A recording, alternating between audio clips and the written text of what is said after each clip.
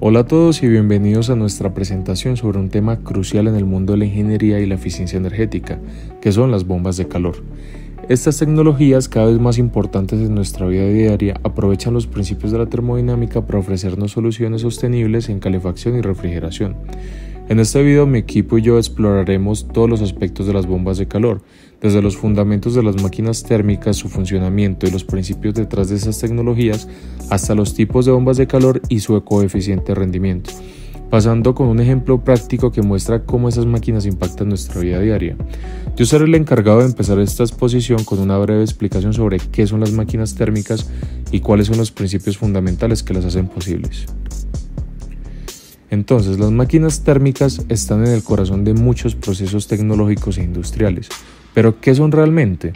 En términos básicos, son dispositivos que transforman energía térmica en trabajo mecánico. Este proceso se basa en los principios termodinámicos y tiene aplicaciones en motores, generadores eléctricos y hasta en sistemas de climatización.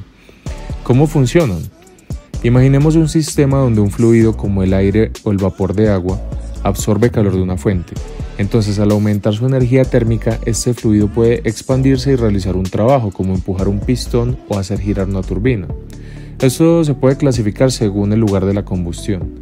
Las máquinas de combustión interna es donde la combustión del combustible ocurre dentro del dispositivo. Esto genera gases calientes que se expanden y mueven los componentes mecánicos. Por ejemplo, los motores de los automóviles que usan ciclos como el Otto o el diésel para mover los pistones, y los motores de los aviones que utilizan turbinas de gas para generar empuje. Esto genera una alta eficiencia en las aplicaciones móviles, como las estamos viendo. Y también están las máquinas de combustión externas. Aquí el combustible se quema fuera del sistema principal y el calor generado se transfiere a un fluido de trabajo como agua o aire. Este fluido luego produce trabajo mecánico. Por dar un ejemplo, podemos pensar en máquinas de calor que históricamente fueron fundamentales durante la revolución industrial y las turbinas de vapor modernas que son utilizadas en plantas termoeléctricas para generar electricidad. Tiene una ventaja y es que manejan volúmenes muy grandes de energía, entonces esto es ideal para aplicaciones estacionarias como una central eléctrica. Las máquinas térmicas son muy importantes, por ejemplo en la industria del transporte, como ya se viene explicando, desde coches hasta barcos, su desarrollo revoluciona la movilidad. En la generación de electricidad representan una de las tecnologías principales para convertir fuentes de energía como el carbón, gas o incluso energía nuclear en electricidad. Y para avances tecnológicos es sumamente importante ya que permite explorar nuevas fronteras como el espacio con cohetes y naves espaciales. Las primeras máquinas térmicas como la máquina de vapor de James Watt no solo impulsaron la revolución industrial sino que también inspiraron a la creación de las primeras leyes de la termodinámica. Y ahorita, hablando de eso, pasamos a los principios de las máquinas térmicas. ¿Por qué son importantes estos principios? Y es que entender cómo funcionan las máquinas térmicas requiere explorar las leyes fundamentales que gobiernan la transferencia y la transformación de energía. ¿Qué se nos enseña en la primera ley de la termodinámica? Que la energía no se crea ni se destruye, solo se transforma. Entonces, en una máquina térmica, el calor proporcionado por una fuente como la combustión se convierte en dos cosas: trabajo útil y calor residual. Por ejemplo, en un motor de un automóvil, parte de la energía del combustible se convierte en un movimiento de las ruedas, mientras que otra parte se pierde como calor en los gases de escape y en la fricción. Y ahorita hablando en términos de la segunda ley de la termodinámica, esta introduce la noción de entropía, una medida del desorden en un sistema, y afirma que no toda la energía térmica puede convertirse en trabajo porque siempre hay pérdidas debido al flujo natural del calor de regiones calientes a frías. Ahora vamos a hablar de las bombas de calor. Las bombas de calor son estos dispositivos que transfieren calor de un lugar a otro mediante un ciclo termodinámico. Estas bombas pueden extraer calor del aire y del agua según el tipo de bomba y también tener en cuenta para lo que se quiera utilizar la bomba, y va a tratar de transferirlo hacia un espacio para asimismo dar calor o refrigeración. Si vemos el ejemplo, tenemos dos tipos de bomba de calor, tanto en frío como en caliente. Primero la de frío, en lo cual el líquido a baja presión va a circular y se va a evaporar, en lo cual va a haber una captación exterior de una fuente fría, que en este caso va a ser el aire. Sucesivamente va a subir y el vapor va a estar a baja presión, que va a pasar por el compresor. en lo cual el compresor va a reducir el volumen del gas para facilitar el escape de calor hacia el exterior. Después tenemos la bomba de calor en estado caliente, en lo cual primero va a pasar por el compresor y el vapor va a estar a altas presiones, en los cual va a pasar por el condensador, en el cual va a intercambiar calor entre el fluido refrigerante y el agua del depósito que se está extrayendo, en lo cual va a tener una emisión de una fuente caliente y va a bajar hacia la válvula de expansión en un líquido de alta presión, en lo cual la válvula de expansión va a reducir bruscamente la presión del fluido refrigerante, lo que va a disminuir la temperatura de evaporación. Después pasamos a cómo funcionan las máquinas de calor. Las máquinas de calor van a funcionar teniendo un refrigerante en estado líquido a baja presión y temperatura. Después el aire ambiente pasa por el evaporador, donde el refrigerante absorbe calor y cambia estado. Después el refrigerante va a pasar por el compresor, donde aumenta su presión y temperatura convirtiéndose en vapor. Ya el vapor pasa por el condensador, donde va a ceder energía al exterior y vuelve a un estado líquido. Y por último, el refrigerante pasa por la válvula de expansión, donde reduce su presión y temperatura volviendo a su estado inicial. Por último tenemos las 4 componentes principales de una bomba de calor: compresor, condensador, válvula de expansión y evaporador. Primero, el compresor va a reducir el volumen del gas para facilitar el escape de calor y aumentar su temperatura. Para eso se necesita energía eléctrica o química. Después tenemos el condensador, que va a intercambiar calor entre el fluido refrigerante y el agua del depósito, lo cual el fluido refrigerante va a hacer energía y se va a condensar, volviendo a este estado líquido. Después tenemos la válvula de expansión, que va a reducir bruscamente la presión del fluido refrigerante, lo que va a tratar de disminuir la temperatura de evaporación para que ésta sea menor.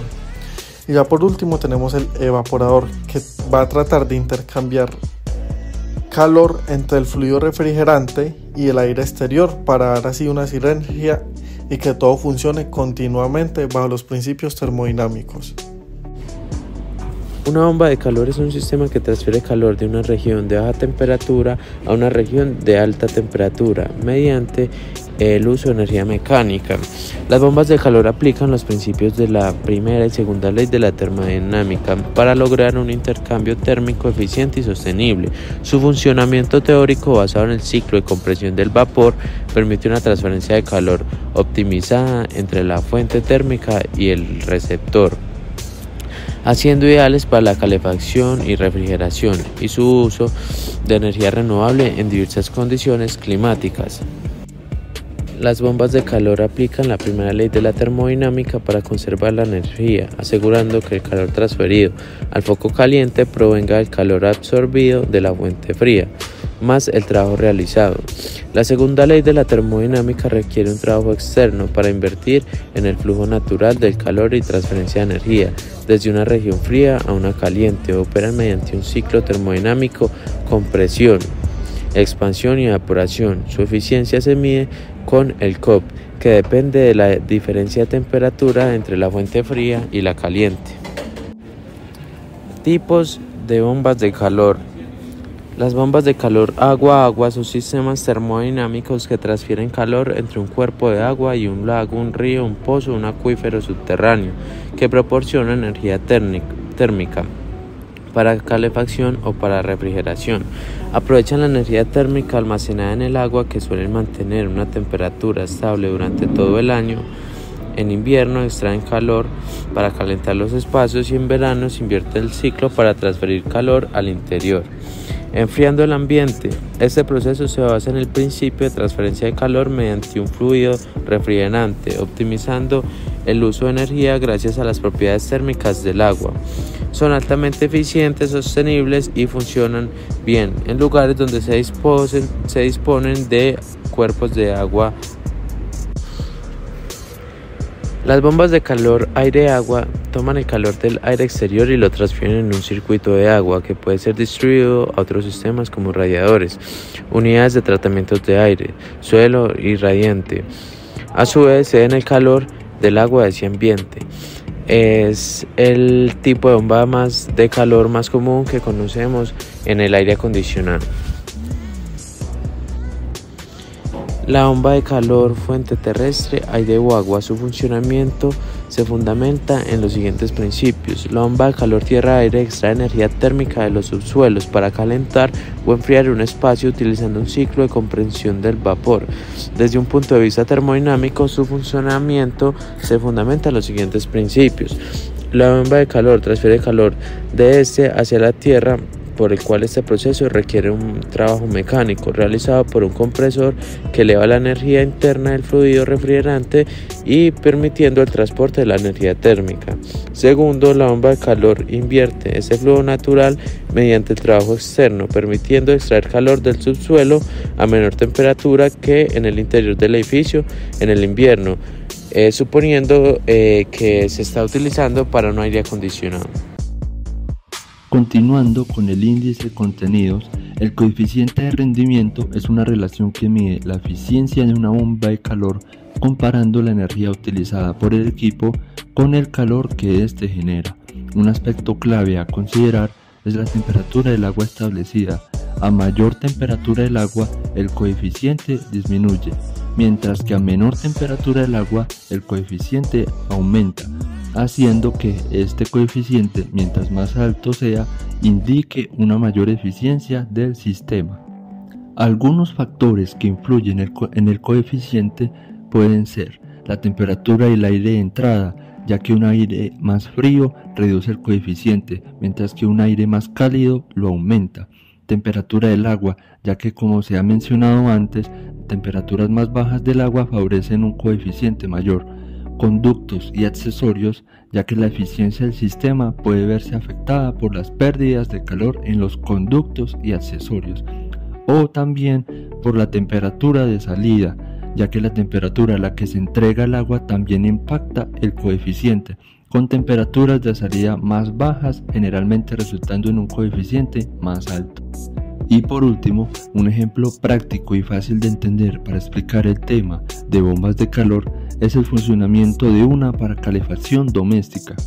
Para ello, supongamos que queremos calentar una casa durante el invierno utilizando una bomba de calor. Lo que hace la bomba de calor es transferir calor desde el exterior, incluso en invierno, hacia el interior de la casa.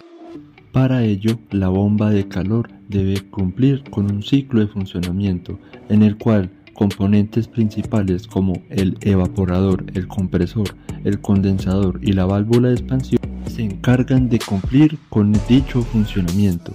Por ende, primero el evaporador se encarga de absorber calor del aire exterior aunque éste esté aún frío, ya que aún contiene energía térmica que el refrigerante puede extraer. Luego, el compresor se encarga de obtener el refrigerante y comprimirlo aumentando su temperatura y presión. Después, el refrigerante caliente fluye a través del condensador donde libera calor al interior de la casa. Y por último, el refrigerante pasa por la válvula de expansión reduciendo su presión y temperatura, preparando